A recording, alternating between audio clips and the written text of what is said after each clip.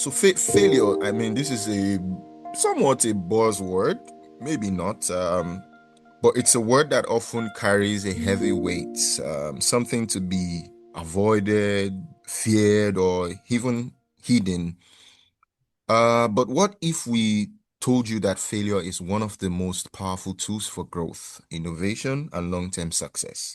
Too often, failure is wrapped in negativity, when in reality, it holds hidden values, lessons, resilience, and the foundation for future breakthroughs. Welcome to the Rhizome Podcast. I am your host, Toritseju Omagbemi, and today we are reframing failure, and this is very deliberate for us. Instead of seeing it as a dead end, we are going to explore how setbacks can be transformed into strategies for success. Joining me today to discuss this very intriguing subject is Dr. Akin Oke. Dr. Akin is a seasoned leadership and innovation consultant. Dr. Akin, usually you would partner with corporate executives and government leaders to embed innovation into strategy, to develop high impact teams, and also to drive measurable transformation across systems. Dr. Akin is very, very passionate about innovation. If you go on LinkedIn, I think perhaps 90, perhaps more percent of his posts and the rest are on innovation, from boardrooms to ministries. Dr. Aki has been helping leaders build innovation culture that will last change cycles and drive sustainable results. Welcome to the Rhizome Podcast, Dr. Aki, although this is not your first time. Yeah, thank you, Toju. Thank you for having me again. It's always a pleasure to do this with you folks at Rhizome. Thanks for all the great work you guys are doing as well. Thank you, Dr. Akin. Always, always a pleasure to have you here on the Rhizome Podcast. We go straight into the conversation because I am personally eager to have this discourse. Um, so, so I have heard quite a number of school of thoughts on the thing called failure. I remember many years ago. I mean many years ago. In fact, I was still in secondary school. When one of my teachers, that's when I understood the concept of success being relative. And he said that success is relative. Something might have happened to you and you're celebrating, and whereas if that happens to another person, the person is thinking, I haven't done anything, or perhaps the person is even thinking this is not good. And I think same goes for failure. But I think it is important for us to start by hearing your own definition of what failure is. So how would you define failure, Dr. Aki? All right, thank you very much. Do I have a standard definition for failure? I'm not sure, right? Mm, But my approach to that concept of failure, and I like the intro that you did regarding uh, some people will look at certain scenarios or situations and say, oh, this I failed here. But whereas others will look at it and like, that's big success, right? So failure in that sense depends on how you conceptualize it.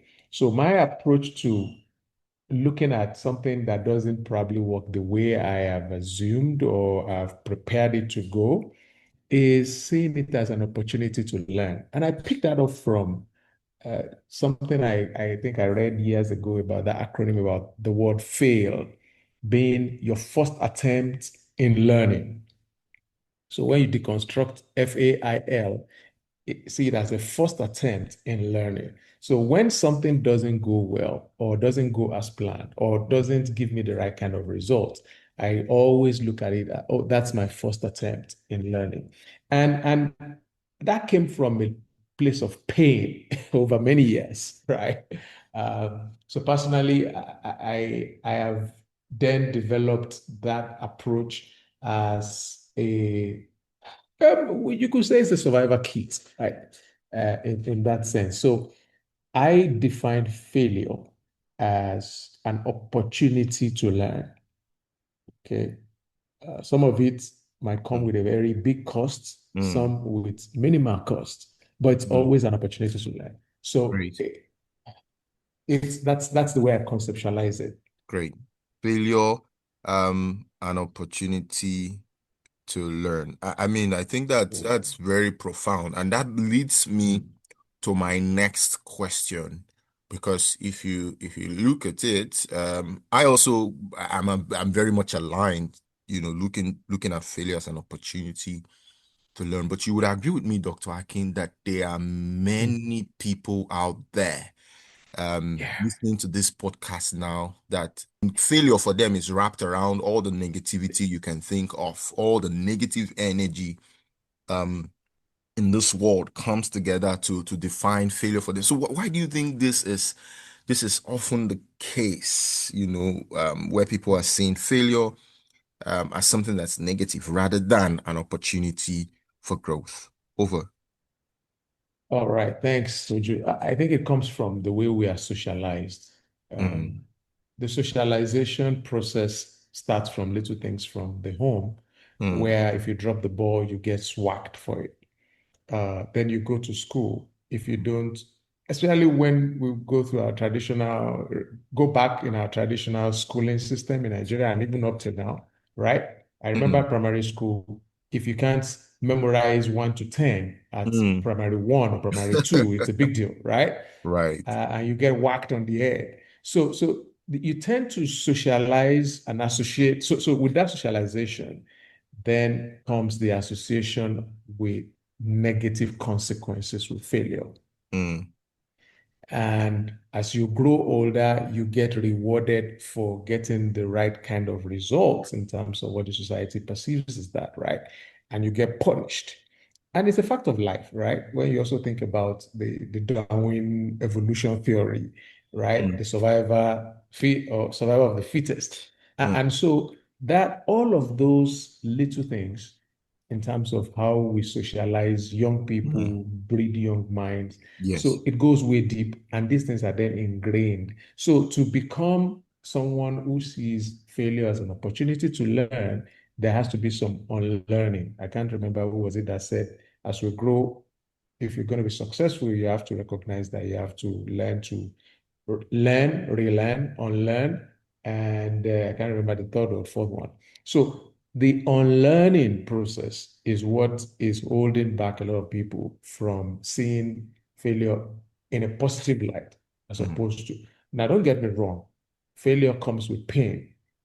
And so, how do you desensitize yourself to the pain that comes with failure in a way that then drives positive energy out of it? That's the tough work of right. deconstructing how we've been socialized. And so, it's no wonder that a lot of people associate failure with negativity because Right. that's the way we've been conditioned. Remember that story of that elephant growing up Mm-hmm. and was tied to a stake Mm-hmm. as it was growing up, tried to pull through, didn't go, tried to pull through, and then completely just forgot to try, even when it became a massive elephant that can Mm. pull a house, but was tied to the stake and it would not even move from outside that place because Right. it's been conditioned over time. So this is the point.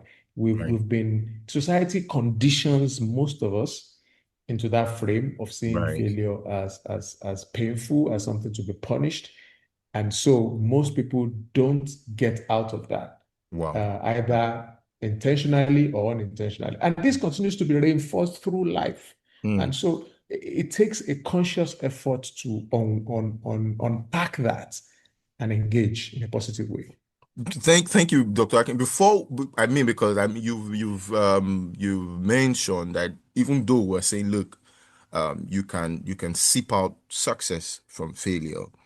You've also acknowledged that this failure comes with pain, and I know that I Mm. assume that that's coming out from your experience. So, so before we perhaps go into getting you to maybe share, if you will, Mhm. an experience, that could form like a success story to those Yeah. listening. Let's talk a bit about actually moving away from this social construct that you Mm. have attributed that this current mindset of seeing failure as failure and as negativity.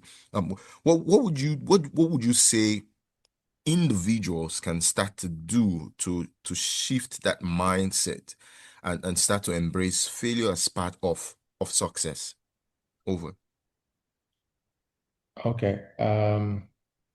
So number one is to acknowledge that there's a lot of conditioning that has come into this, and also acknowledge. I'm a coach, right? Yeah. And one of the things that I coach from a place of what we call positive psychology. Mm, And positive psychology was developed by Chesney Mihaly years ago. And this was an American. He's an American, but he was an immigrant from the Second World War. And this guy had suffered a lot, but then came to America and discovered a new life and realized that within every human is the capability to define positive outcomes out of anything that we've seen around us, right? And right. so that's where I come from when I look at what can we do, recognizing that there's a lot of conditioning in this way, recognizing and acknowledging that with failure also might come loss and pain, but choosing consciously to look at what is the learning opportunity here? What could I have done differently? Now, instead of moping around, how do I salvage this? How do I move on from this?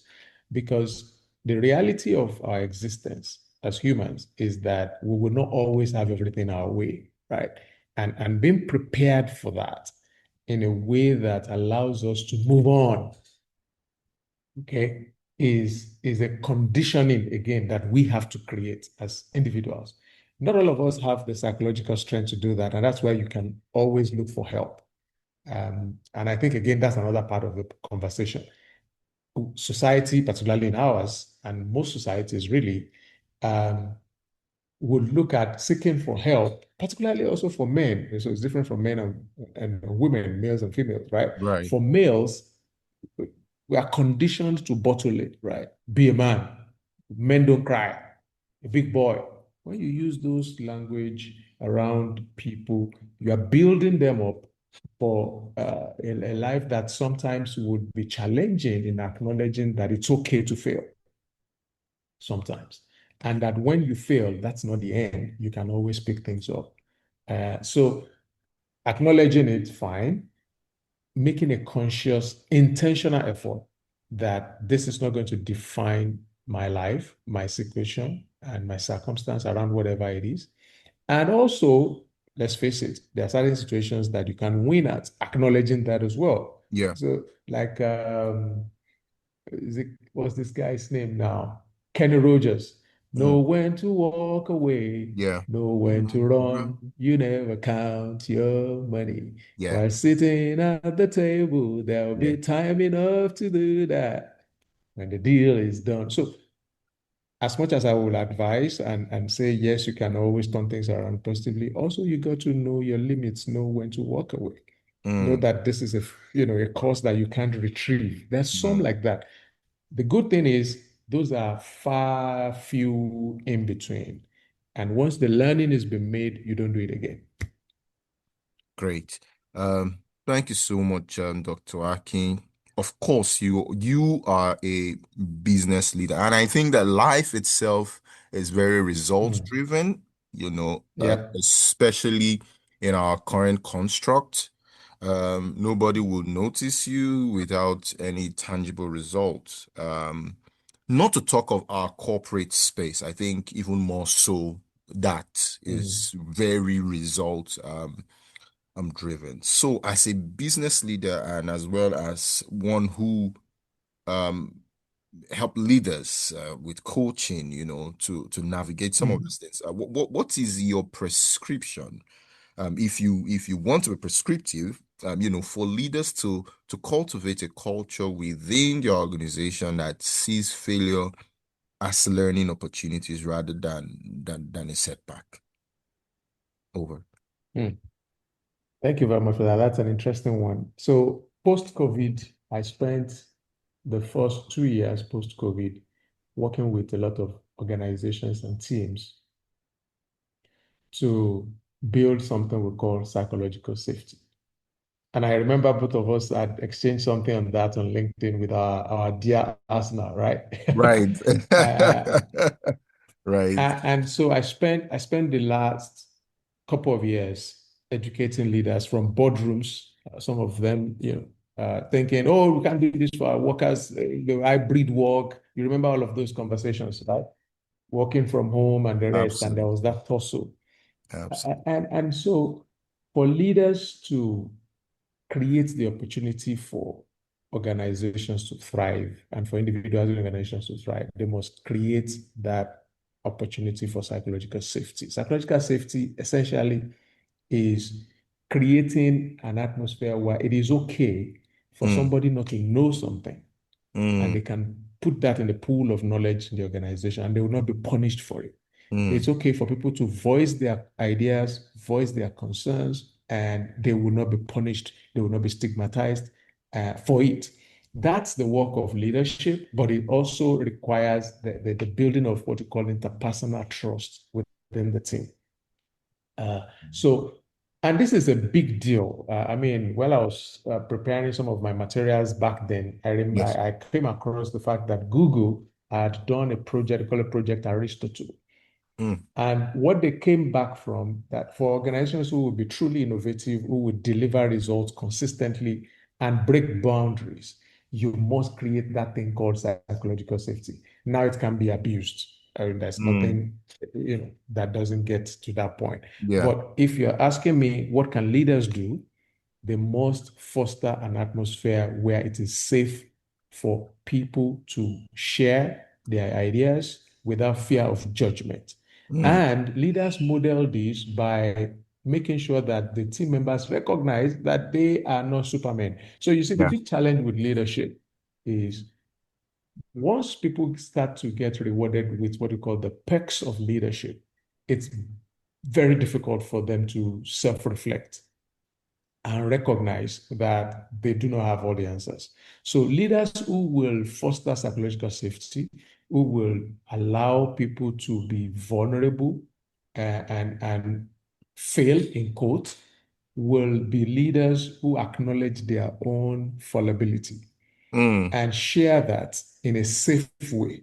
So you don't want to stand and say, I don't know what I'm doing as a leader. No, that's not what I'm saying. What I'm saying is you invite ideas, create opportunity for the team to be generative in terms of driving the business, in terms of driving your goals, your strategy, your agenda.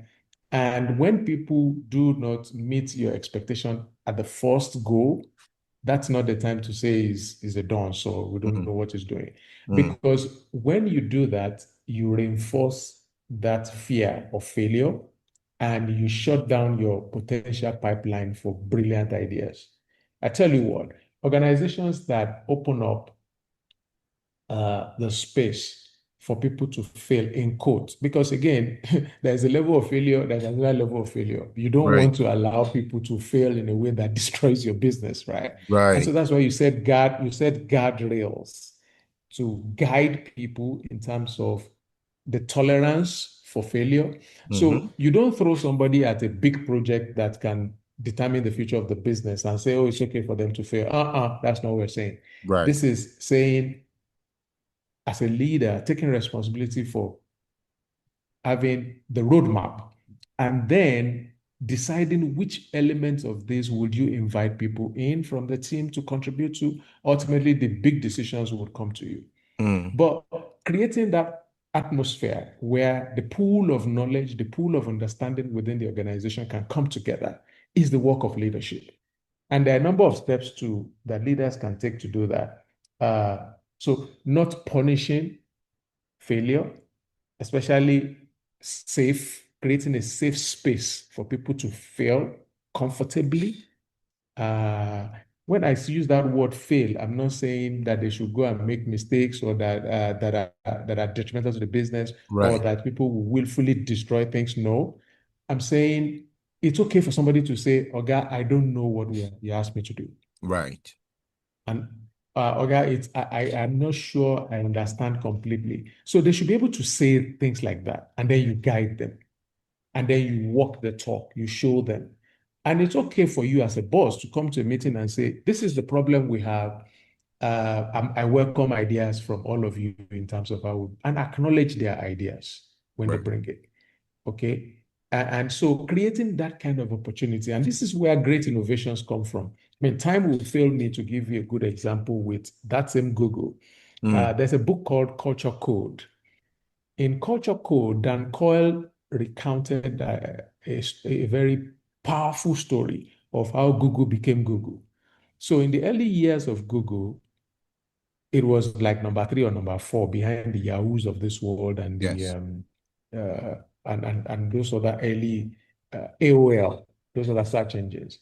And you needed to optimize the search engine capabilities. There Mm. was a particular uh, tough nut they needed to crack, code they needed to crack, and they didn't know what to do.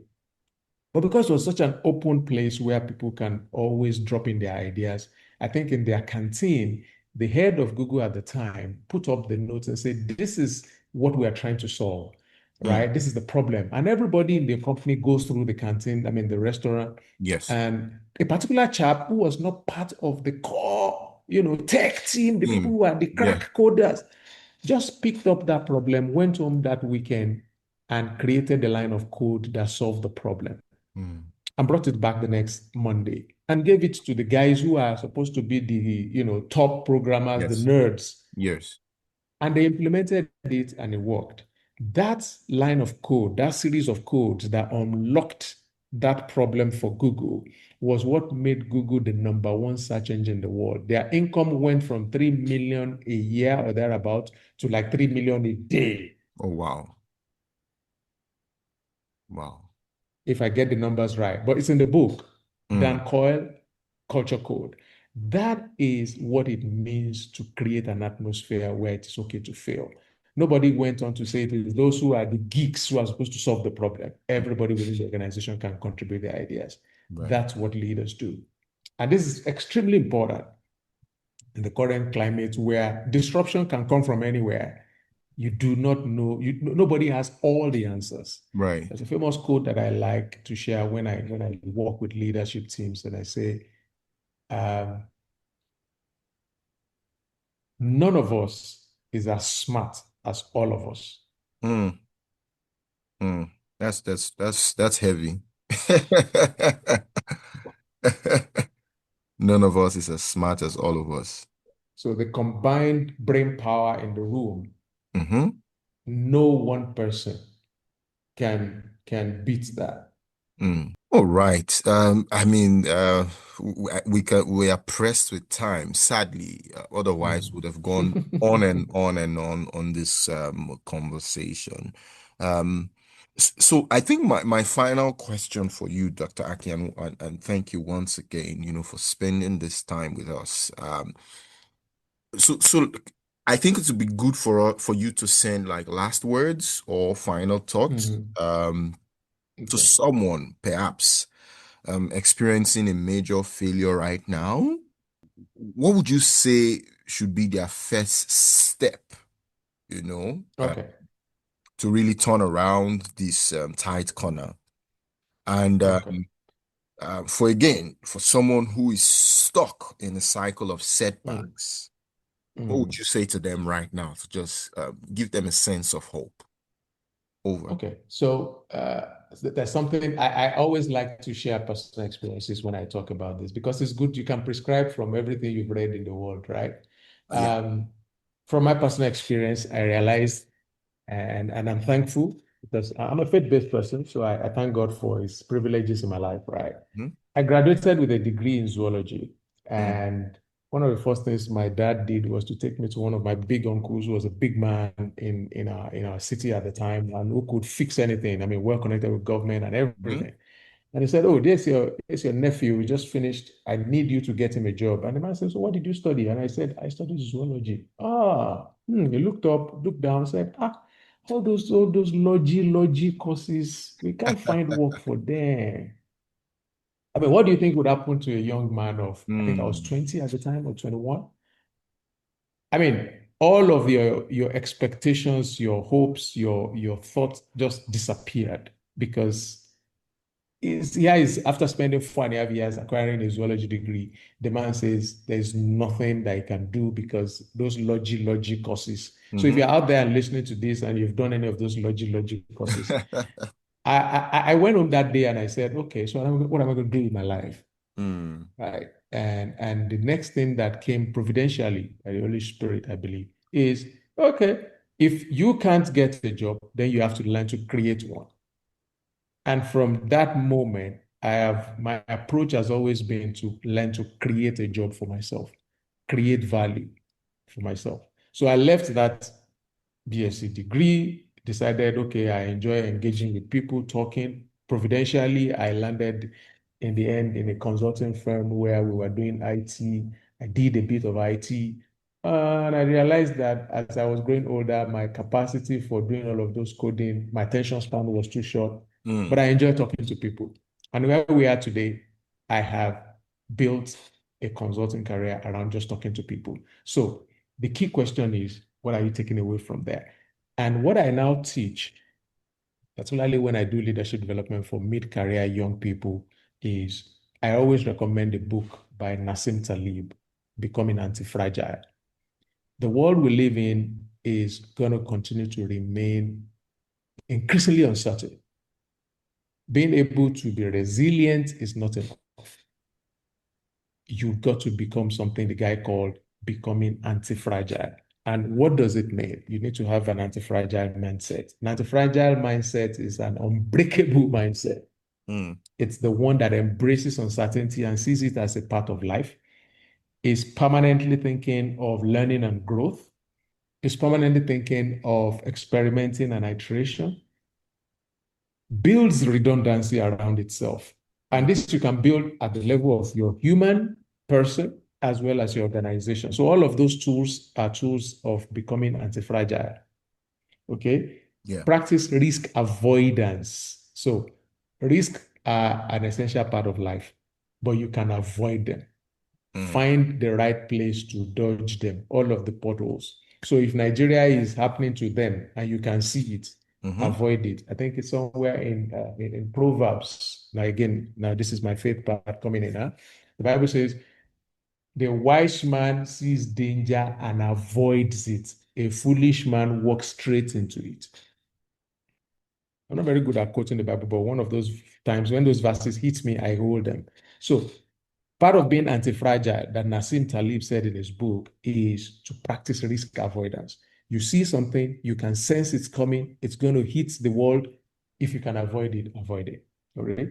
So always focus on the long game. Life is a marathon, not 100 meters dash. Mm. The biggest challenge that most people have is they are taking long-term decisions based on short-term events and short-term actions. Mm. And that's a recipe for disaster. So I think I'm just going to stop there because of time. But the other thing is learn to execute. The world belongs to doers. Yeah. And like we said before we came on air on this show about your experience, which I share, I also have that experience for many years.